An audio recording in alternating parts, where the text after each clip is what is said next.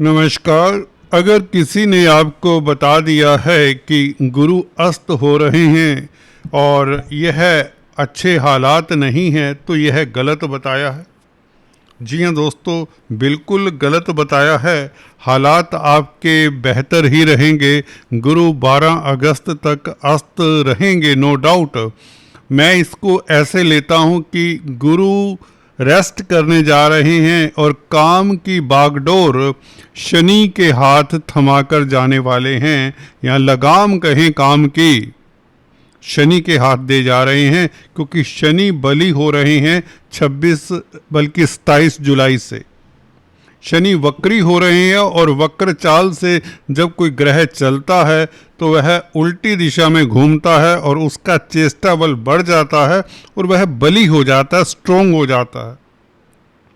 ऐसे में ग्रह जब वक्री होता है तो वह हमारी धरा के नज़दीक भी आ जाता है, उसका पुल पुश हमारी धरा के ऊपर बढ़ जाता है, गुरुत्वाकर्षण बढ़ जाता है। तो वह ग्रह जो वक्री होगा तो वह पीछे की तरफ मूव करेगा, तो पीछे तो राहु है शनि के, तो इसका मतलब शनि राहु की तरफ मूव करना शुरू कर देंगे, राहु को प्रभावित करना शुरू कर देंगे, राहु को अपने वेवलेंथ के वाइब्रेशंस एरिया में लेना शुरू कर देंगे, जो कि अभी काफ़ी दूर है। शनि शनि शनि चलते हैं, धीरे धीरे शनि कुंभ राशि की ओर अग्रसर होंगे और राहु को प्रभावित करेंगे। राहु को प्रभावित करने का मतलब राहु शनि की ही राशि में है। शनि 12वें भाव का फल देंगे, या यूं कहें आपकी राशि से उतरना शुरू कर देंगे शनि 27 जुलाई से। परंतु आप तो कहेंगे इस पे गुरु का क्या प्रभाव पड़ेगा? गुरु तो अस्त हैं, वो तो अस्त ही रहेंगे। जी हाँ दोस्तों, मैंने कहा ना, गुरु सोने जा रहे हैं, रेस्ट करने जा रहे हैं। आप ऐसा समझिए इस अवधि तक, 27 जुलाई तक, जब तक शनि वक्री नहीं होते, जब तक शनि पीछे मूव करना शुरू नहीं करते। वो इसलिए क्योंकि गुरु एक तो शनि के नक्षत्र में है, पुष्य नक्षत्र में है, शनि का नक्षत्र है, तो इसलिए गुरु ने शनि का फल देना है। ठीक है। और कमज़ोर हो जाता है जब प्लैनेट अस्त हो जाता है, क्योंकि उसका इस धरा के ऊपर वेव्स नहीं पहुंचता, उसकी किरणें नहीं पहुंचती, उसका वेवलेंथ हमारी धरा तक नहीं पहुंच पाता। हर ग्रह का अपना अपना वेवलेंथ होता है, अगर आप साइंस जानते हैं तो। उस नाते बता रहा हूं कि अस्त होने से इस देवगुरु बृहस्पति का प्रभाव जो नहीं पहुंचेगा, वह शनि उसमें पूर्ति करेंगे। कैसे? क्योंकि शनि गुरु की ही राशि में है और आपके लगन में बैठे हुए हैं, मीन राशि में है। परंतु मीन राशि में आप कहेंगे 7.5 का दौर चला हुआ है, तो ये भी अच्छी बात हो जाती है कि वक्री हो रहे हैं। ये अच्छा है कि वक्री हो रहे हैं, तो आपकी राशि को छोड़ना शुरू कर जाते हैं, वापस जाना शुरू कर देते हैं पिछले भाव की तरफ। तो आपको एक राहत मिलेगी, तनावों से राहत मिलेगी, जो प्रेशर है दिमाग के ऊपर उससे राहत मिलेगी। कहीं ना कहीं जो आपके कार्य रुके हुए हैं, अधूरे कार्य हैं, वह प्रोग्रेस करेंगे इस अवधि में। कब तक शनि वक्री रहेंगे आपको बता दें, 137 दिन 10 दिसंबर तक वक्री रहेंगे।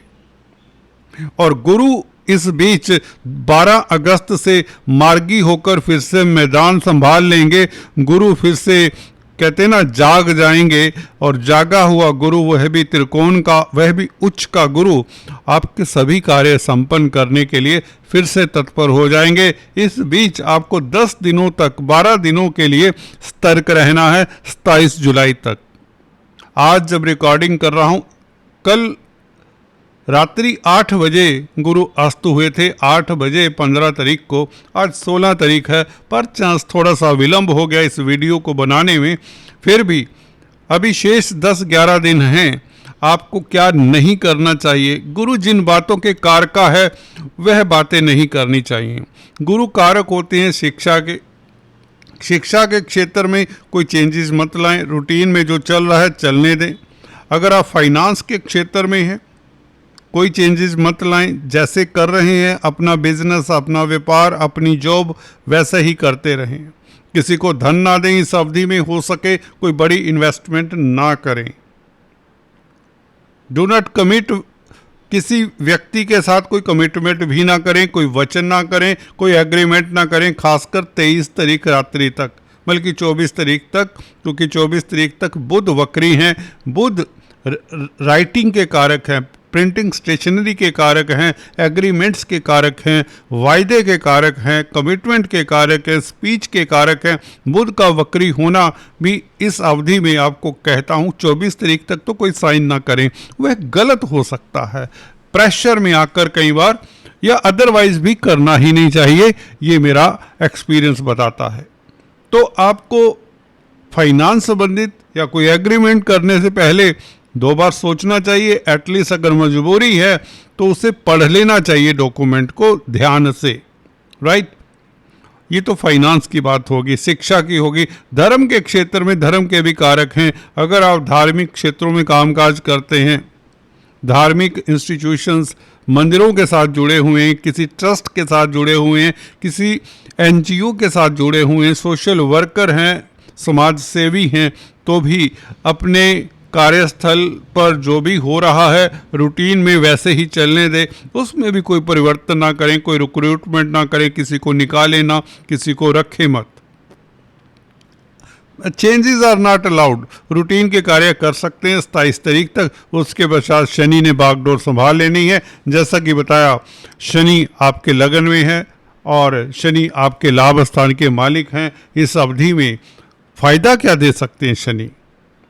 एक तो जैसा कि बताया, आपको तनाव मुक्त करेंगे, और 12 अगस्त से तो गुरु भी मार्गी हो जाएंगे, तो आपका तो भाग्य वैसे ही परवान चढ़ जाएगा शनि के पीछे जाने से। जो अवरोध शनि के कारण थे वह दूर होंगे, और गुरु के कारण 12 अगस्त से स्थितियां आपकी कंट्रोल में, आपके धन की स्थिति बेहतर होती है, अटका हुआ धन मिले, इनकम का ग्राफ बढ़े, क्योंकि 11वें भाव के ऊपर गुरु की दृष्टि, लग्नेश का प्रभाव 11वें भाव के ऊपर हो तो आय के साधन बढ़ते हैं।